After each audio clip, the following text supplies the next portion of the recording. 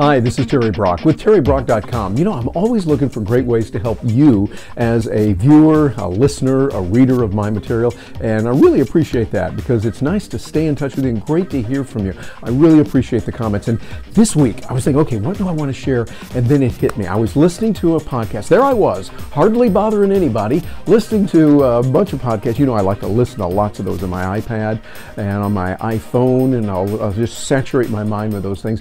The one I was listening to this week was with Pat Flynn, who has the Smart Passive Income podcast. Great information there. And he was interviewing someone named Ray Edwards. Ray is a consummate professional, really knows copywriting, and I just, even more than his copywriting, as great as it is, and his ideas on that, is the integrity that he brings. The idea that he's not some schmaltzy guy that's what we often call the yellow highlighter guys or the red letter guys, the ones that are screaming all the time about buying things. Ray really comes from a position of honesty and integrity, as does Pat Flynn, and I like that. And one of the things he mentioned was a book called Breakthrough Advertising by Eugene Schwartz. And I thought, Breakthrough Advertising, I've got that. So I went back to my library, you know, back here, I got these books, and I found it. Here it is. This is a good one, and I wanted to share this with you today. Two things I'm going to share. Number one, the treasure in old books. You see, this was written at a time when people didn't know about the internet very much. It was 1966. It hadn't been invented. The internet hadn't been invented. And the concepts that Eugene Schwartz M. Schwartz, called Breakthrough Advertising, are in here, still work today.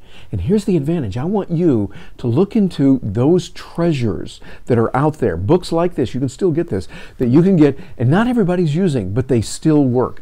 This is one. What I did is I went through my bookshelf. I got just a few books I want to share with you with some excerpts on advertising, copywriting, selling that can really help you. So here we go. This is one you get your pen and paper out or note-taking device of choice and write this down. First of all, you want all these books. I would highly recommend that you get them, put them into your personal library. Just write them down and then make it a point to get these and read them and put them to use.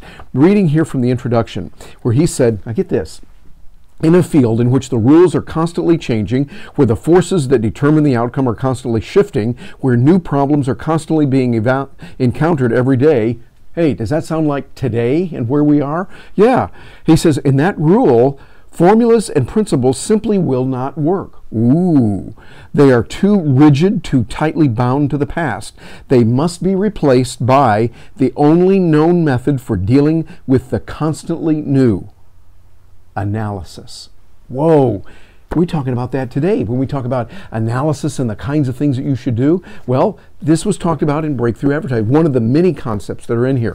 Really, really good book, and I encourage you to look at that. Here's another one that I found, Tested Advertising Methods by John Caples. This one is a treasure trove. It was written many, many years ago, back in, I think, the 30s or so, and the concepts still work today. Matter of fact, listen to this here. I'm reading from page 17. What is it that self-interest headlines are best? Why is it that self-interest headlines are best and the curiosity headlines only third best? This is from surveys they took back then, and it's still true today.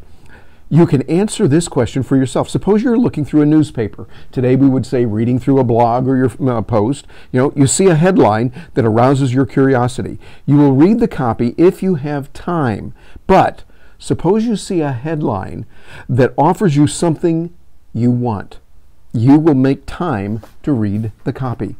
As he goes through, he shows a lot of actual advertisements that were used back then. You'll see that. Now, of course, some of this is old, and the technologies that they use don't always work today, but the principles apply. Another great one, now here's a classic. This is Robert Collier Letter Book. Packed full of great ideas and new ways that you can use it that are still new, but they're really old as well. I like this here. I'm reading from page 1 of chapter 1, here a little ways into it. He says, for the ultimate purpose of every business letter simmers down to this. The reader of this letter wants certain things. The desire for them is, consciously or unconsciously, the dominant idea in his mind all the time. You want him to do a certain definite thing for you. How can you tie this up in the thing he wants in such a way that the doing of it will bring him a step closer to his goal?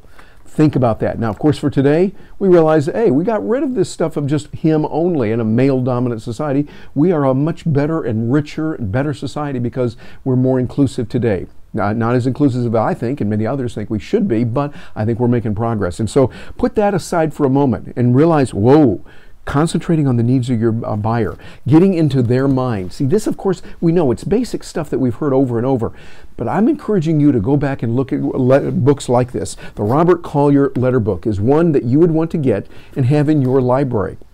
Have it available, and really it's going to give you a competitive advantage. Because see, with everyone else, all your competitors reading the newest stuff and the latest stuff, that's good, but what about something that has worked for decades?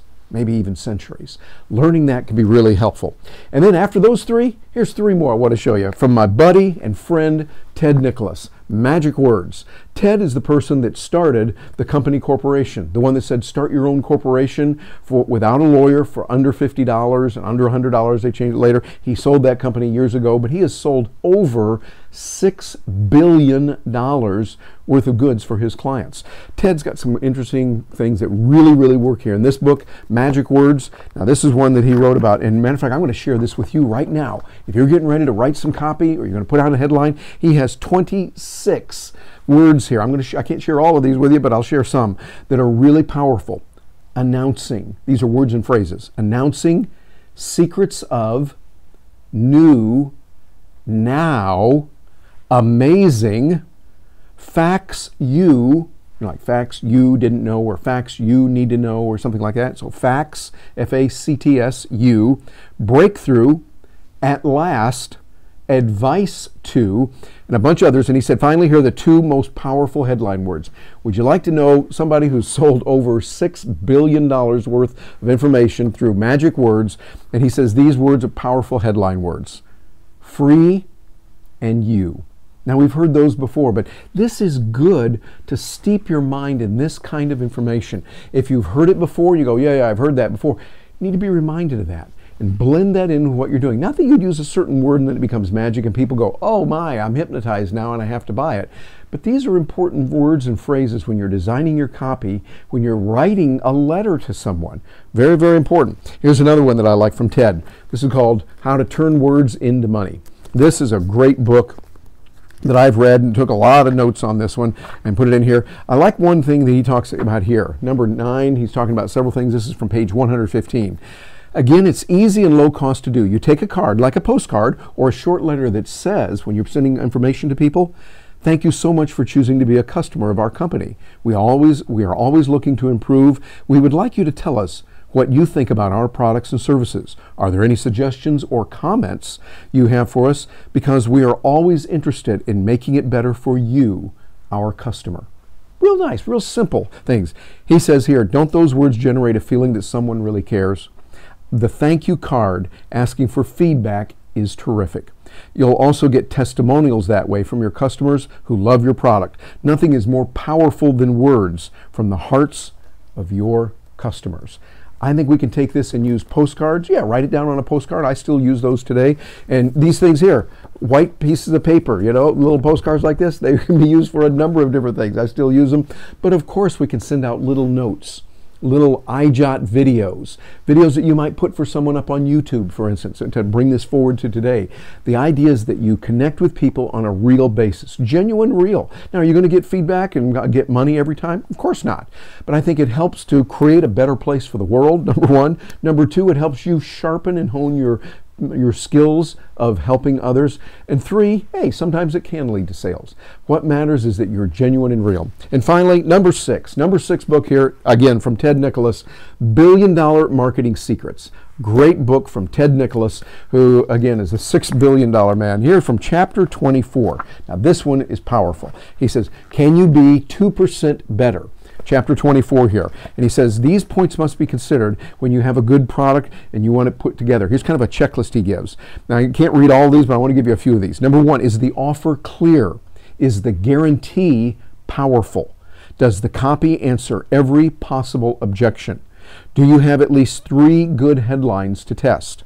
Have you included a powerful PS? I love this. You know, at the end of the letter, people read the PS. That's one of the most important parts of it. You know, does the letter signature appear bold and confident? Have you dramatized every product benefit while eliminating any unnecessary words. And he goes on and he lists 14 of these. The final 14th one here is the offer being made to the best possible list of people. This is another powerful book. And so my whole point is on these, go back to the rich resources of the past. Everyone looking at all the new stuff, well, that's good. We need to do that. I do that too. But I'm encouraging you to look into those treasure troves, the tried and true principles from people who have written material long ago that still works today.